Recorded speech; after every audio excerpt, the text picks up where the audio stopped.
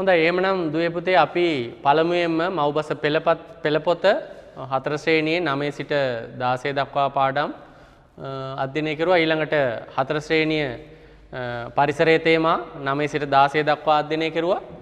ඊළඟට අපි 4-5 ශ්‍රේණිය වලට අදාළව ගණිතය එකක 15කින් ප්‍රශ්න සාකච්ඡා කිරීමක් සිදු කරන්නේ. පළමුවන ඒකකයේ සංඛ්‍යා කියන ඒකකය 68547 යන සංඛ්‍යාවට අනුව වගුව සම්පූර්ණ කරන්න. මෙන්න තිබෙනවා සංඛ්‍යාව 68547. පළමුවන ඉලක්කම විදියට 6.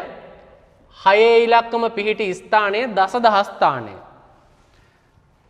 දෙවනුවට තිබෙන ඉලක්කම 8. 8 ඉලක්කම දහස් ස්ථානය. පස්වෙනුවට 5 විදියට සඳහන් වෙන්නේ සියස්ථානයේ තිබෙන ඉලක්කමයි. ඊළඟට 4 ඉලක්කම තිබෙන්නේ 10 ස්ථානය. 7 ඉලක්කම තිබෙන්නේ 1 ස්ථානය. ඔබට පිළිතුරු 3ක් මෙතන සම්පූර්ණ කරන්න තිබෙනවා.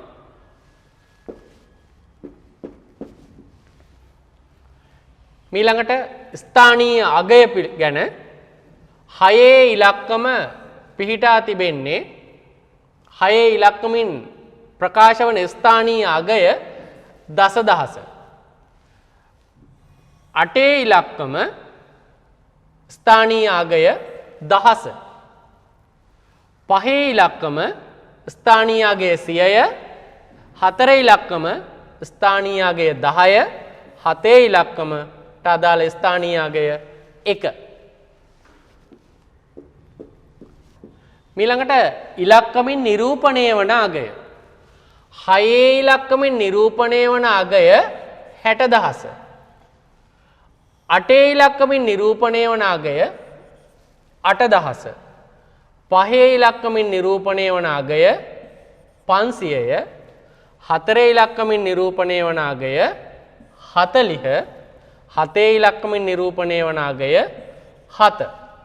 අපි මේ වගුව මේ විදිහට සම්පූර්ණ කරලා තියෙන්නේ 68547 කියන සංඛ්‍යාවට අදාළව ඉලක්කම පිහිටි ස්ථානය අදාළ ස්ථානීය අගය සහ ඉලක්කමින් නිරූපණය වන අගය තමයි මේ වගුවෙන් දක්වා තිබෙන්නේ. ඔබට පිළිතුරු ලියන්නට හිස්තැන් තබා තිබෙනවා අංක 11 දක්වා.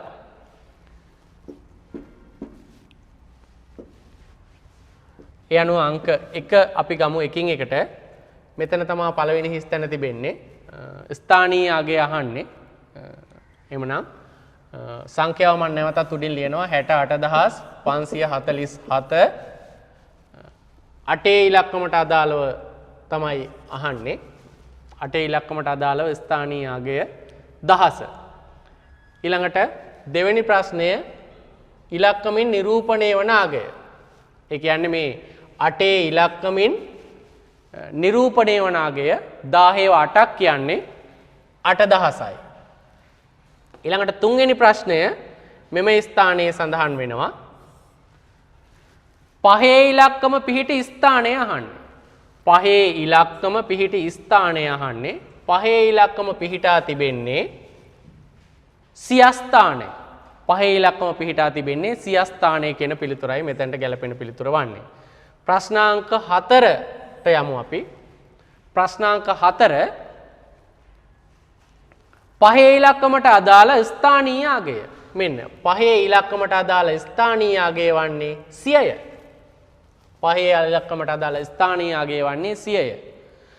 ප්‍රශ්නාංක 5 5 ඉලක්කමින් නිරූපණය වන අගය. 5 ඉලක්කමින් නිරූපණය වන අගය 500යි කියලා අපිට සඳහන් කරන්නට පුළුවන්. ඊළඟට ප්‍රශ්නාංක 6 4 ඉලක්කම පිහිටි ස්ථානය මෙන්න තියෙනවා 4 ඉලක්කම පිහිටි ස්ථානය 10 ස්ථානය. 4 ඉලක්කම පිහිටි ස්ථානය 10 ස්ථානය. ප්‍රශ්නාංක 7 4 ඉලක්කමේ ස්ථානීය අගය. 4 ඉලක්කමට අදාළ ස්ථානීය අගය 10. මෙන්න 4 ඉලක්කමට අදාළ ස්ථානීය අගය 10. ප්‍රශ්නාංක 8 4 ඉලක්කමින් නිරූපණය වන අගය 40යි. මේ 4 ඉලක්කමින් නිරූපණය වන අගය 40යි. ප්‍රශ්නාංක 9 7 ඉලක්කමට අදාළ ස්ථානය එක ස්ථානය. ප්‍රශ්නාංක 10 7 ඉලක්කමට අදාළ ස්ථානීය අගය 1. 7 ඉලක්කමට අදාළව ඉලක්කමින් නිරූපණය වන අගය 7යි. එකේව 7ක් කියලා කියන්නේ 7යි. එhmenan දුවලා පුතාලා වගුව සම්පූර්ණ කෙරුවා සංඛ්‍යා පාඩමට අදාළව. ඊළඟට එකතු කිරීමට අදාළව ඔබේ පෙළපොතෙන් කොටසක් තමයි මේ උපුටාගෙන තිබෙන්නේ. මේ පැත්තට මේ සංඛ්‍යා දෙකේ එකතුව අපි මෙතනට අරගෙන තිබෙනවා. මේ සංඛ්‍යා දෙකේ එකතුව අපි මෙතනට අරගෙන තිබෙනවා. ඊළඟට මේ සංඛ්‍යා දෙකේ එකතුව අපි මෙතනට අරගෙන තියෙනවා. මේ දෙකේ එකතුවත් මෙතනට හරියන්නට ඕන. එහෙමනම් 3032යි 3261යි කියන සංඛ්‍යා දෙකේ එකතුව 6293 එනවා. 3271යි 3022යි එකතු කරුවත් 6293 එනවා. ඔබට එහෙමනම් පැහැදිලි මෙතන ක්‍රියාකාරකම් කරද්දී හිස්තැන් තබා තිබෙනවා. හිස්තැන් පහක් ඒ පහම ඔබ සම්පූර්ණ කරන්නට ඕන. සරලව තිබෙන නිසා මම ඒක හදන්න එකතු කරන්න වෙලාව ගන්නෙ නැහැ. ඊළඟට අඩු කිරීමට අදාළව අපි මේ කොටු දෙකට අදාළ ඉලක්කම් පුරවන්න තමයි තිබෙන්නේ. කොටු දෙකට අදාළ ඉලක්කම් පුරවන්න තියෙන්නේ. මෙතනට මම 8 ඉලක්කම යෙදුවොත් 8 2ක් අඩු කරද්දි 6යි. 6න් 7ක් අඩු කරන්න බෑ. ඒ නිසා අපි 16න් 7ක් අඩු කරද්දි 9යි. මෙතන තියෙන්නේ 2යි. 2න් 5ක් අඩු කරන්න බෑ. 12න් 5ක් 7යි. මෙහෙන් එකක් ඉල්ලගත්තු නිසා මෙතන තියෙන්නේ 7යි. 7න් 2ක් 5යි. ඔන්න ඔය විදිහට තමයි කොටු දෙකට එන්න ඕන 8 සහ 2. ඊළඟට පෙට්ටියක අඹ ගෙඩි තියෙනවා 4510ක්. ඒකෙන් නරක් වුණු අඹ 259ක් ඉවත් කරනවා. එහෙනම් ඒක අපි අඩු කරන්න ඕන පළමුවෙන්ම 10න් 9ක් 1යි. මෙතන තියෙන එතකොට බිඳුවයි. බිඳුවෙන් 5ක් බෑ. 10න් 5ක් 5යි. මෙතන 4ක් තිබෙන්නේ. 4න් 2ක් 2යි 4යි.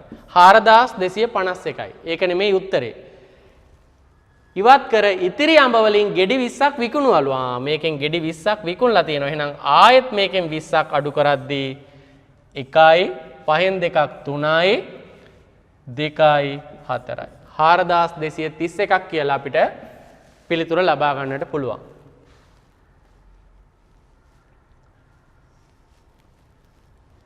ඊළඟට ಗುಣ කිරීමට අදාළව ගුණන වගුවට අදාළව තක්සේරුවක් කිරීම සඳහා මේ තමයි මේක යොදාගෙන තිබෙන්නේ. ඔබ විශේෂයෙන්ම මේ 6 වරක් 7 වරක් 8 වරක් 9 වරක් ගුණන වගුව හොඳින් පාඩම් කරන්නට ඕන. ඒ අනුව අපි 6 වරක් ගුණන වගුවට අදාළව ඔබට එකවර මතකයට එන්නට ඕන. 6 වරක් එකේ ඉඳන් කියන්නට ගියොත් ඔබට ගණන් හදන්න කාලය ගත වෙනවා. ඒ හින්දා ශිෂ්‍යත්ව විභාගයට සූදානම් වෙන හැම දුවෙක් පුතෙක්ම ගුණන වගුව හොඳින් 2 වරක් සිට 12 වරක් දක්වා පාඩම් තිබෙන්නට ඕන. 6 වරක් 6 36යි, 6 වරක් 8 48, 6 වරක් 7 42, 6 වරක් 9 54, 6 වරක් 4 24. ඊළඟට ගුණන වගුව 7 වරක් වලින් කොටස් 5ක් තිබෙනවා අපිට සම්පූර්ණ කරන්න. 7 වරක් 6 42, 7 වරක් 8 56, 7 වරක් 7 49, 7 වරක් 9 63, 7 වරක් 4 28. ඊළඟට 8 වරක් ගුණන වගුවට අදාළව ඔබ වැඩි කිරීමට අදාළ ගණනක් ආවොත් ඔබට ගුණන වගුව ගානට අදාළව මතක් වෙන්නට ඕන. මුලින් ඉඳන් ගුණන වගුව මතක් කරන්නට ගියොත් එහෙම ඔබට කාලය මදි වෙනවා ගණිතයට.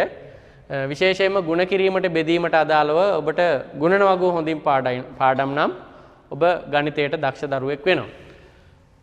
8 වරක් 6 48යි, 8 වරක් 8 64, 8 වරක් 7 56, අට වරක් 9 72 අට වරක් 4 32 ගුණන වගුව 9 වරක් කොටස් කීපයක්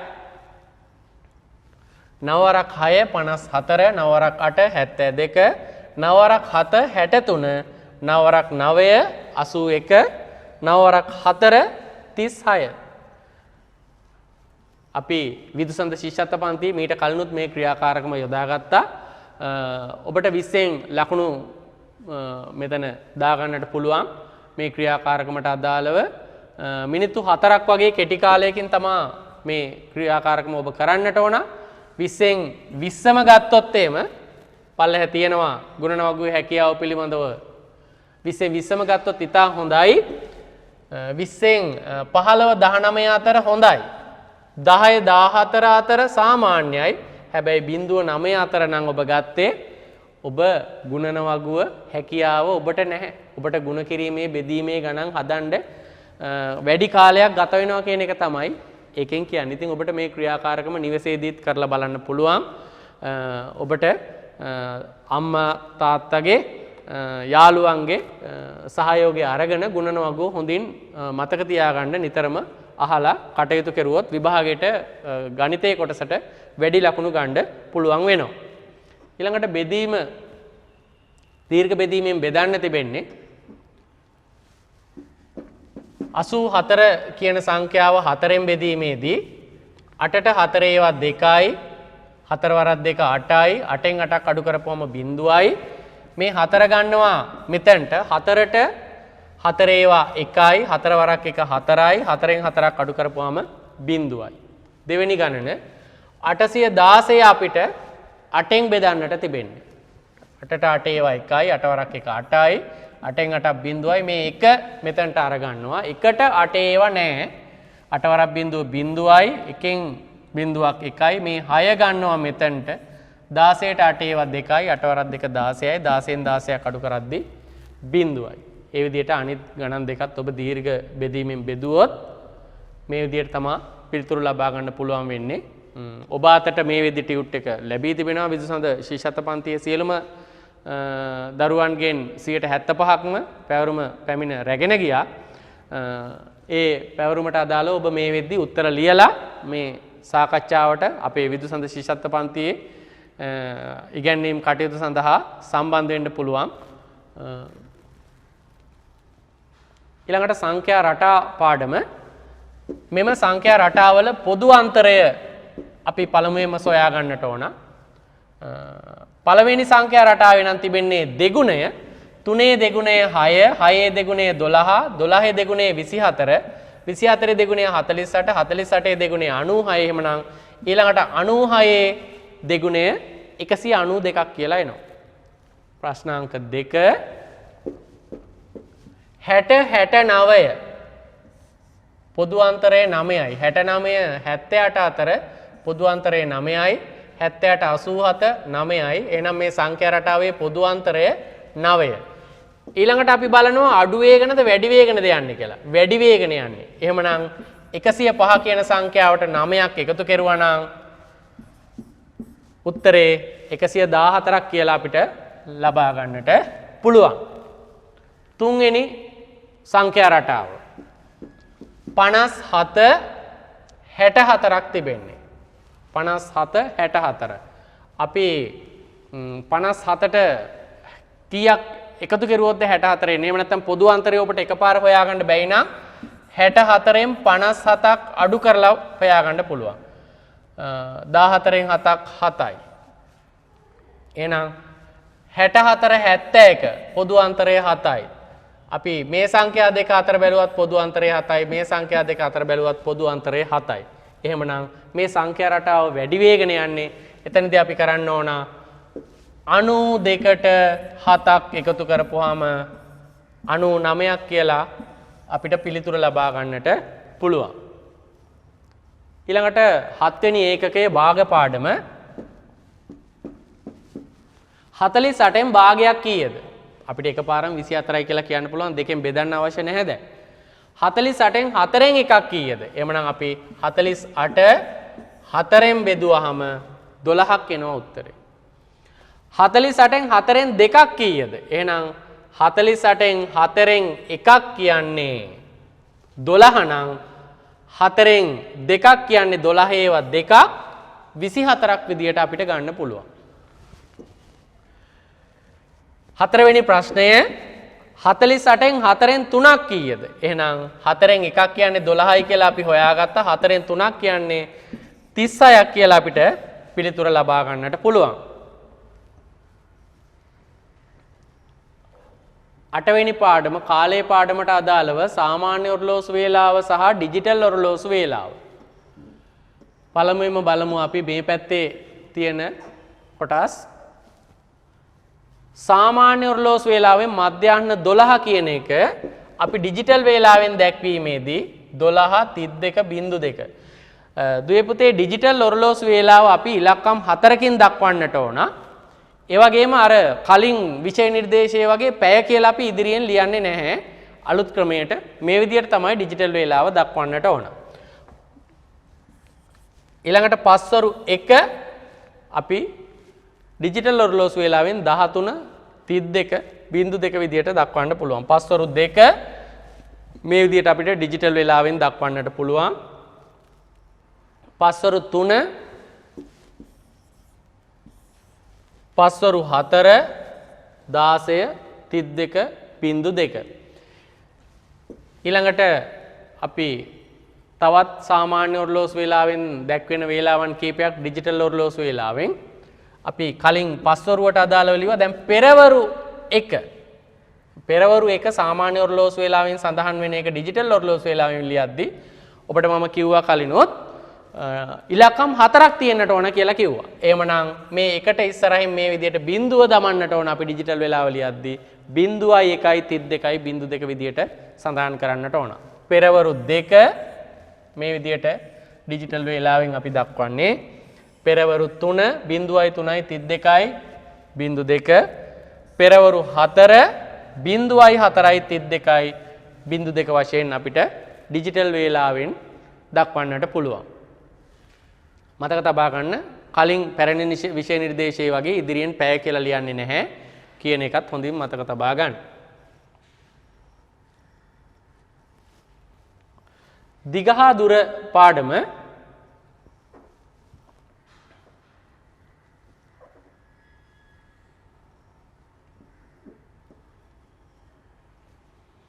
නගර කීපයක් දක්වා තිබෙනවා. කුලියාපිටිය, පන්නල, දංකොටුව, මීගමුව, ජායල, කොළඹ. නගර අතර දුර මේ විදියට දක්වා තිබෙනවා. කුලියාපිටියේ සිට පන්නලට දුර අපි මේ මාර්ගය දිහා බලලා දුර කියමු. කිලෝමීටර් 12යි. කුලියාපිටියේ සිට දංකොටුවට කිලෝමීටර් 25යි. කුලියාපිටියේ සිට මීගමුවට කිලෝමීටර් 40යි. කුලියාපිටියේ සිට ජායලට කිලෝමීටර් 60යි. කුලියාපිටියේ සිට කොළඹට කිලෝමීටර් 75යි. එහෙමනම් පල්ලෙන් අහලා තියෙන ප්‍රශ්න දිහා අපි බලමු. කුලියාපිටියේ සිට මීගමුවට කිලෝමීටර් කීයක්ද කියලා අහන්නේ. අපිට මේ chart එක දිහා බලලා එකවර උත්තරේ ලියන්නට පුළුවන්. කුලියාපිටියේ සිට මීගමුවට කිලෝමීටර් 40යි. ඊළඟට මීගමුව සිට කොළඹට කිලෝමීටර් කීයද කියලා අහනවා. එහෙනම් අපි මේ දුර මෙන්න මේ විදියට ලකුණු කරන්න පුළුවන්. මීගමුව ඉඳලා කොළඹට දුරයි අහන්නේ. අපිට මේ දුර අවශ්‍ය නෑ එතකොට. එහෙනම් අපි 75න් මෙන්න මේ අනවශ්‍ය දුර මේ දුර තමයි 40. 75න් 40ක් අඩු කරපුවාම කිලෝමීටර 35ක් කියා ලැබෙනවා. මීගමුව සිට කොළඹට දුර සෙවීමේදී 75න් 40ක් අඩු කරුවාම කිලෝමීටර් 35ක් කියලා අපිට ලබා ගන්නට පුළුවන්. දංකොටුව සිට ජායලට දුර කොපමණද? එහෙමනම් මේ ස්ථාන දෙක අපි ඉස්සල්ලාම chart එකේ බලමු. දංකොටුව සිට ජායලට දුර කොපමණද? දැන් දුවලා පුතාලට පුළුවන්. ඒ කියන්නේ මෙන්න මේ දුර. දංකොටුව ජායල. අපි 60න් 25ක් අඩු කරලා තමයි මේ දුර සොයාගන්නේ. මොකද අපිට මෙන්න මේ දුර අවශ්‍ය නැහැ. ඒ දුර තමයි අපි 25 කියලා අඩු කරන්නේ. 60න් 25ක් අඩු කරද්දී ඒත් 35ක් කියලා එනවා. කිලෝමීටර් 35ක් කියලා අපිට ඒ දුර සොයා ගන්නට පුළුවන්. එහෙමනම් දිග හා දුර ගණන දුවලා පුතාලාට මේ විදියට හදන්න මම කියලා දුන්නා. ඔබ මීට කලින් හදලා ඇති මේ 5 ශ්‍රේණියට අදාළව දිග ආදුර පාඩමේ තමයි මේ ගණිත ක්‍රමයේ තිබෙන්නේ. ඊළඟට අපි මුදල් පාඩමට යනවා.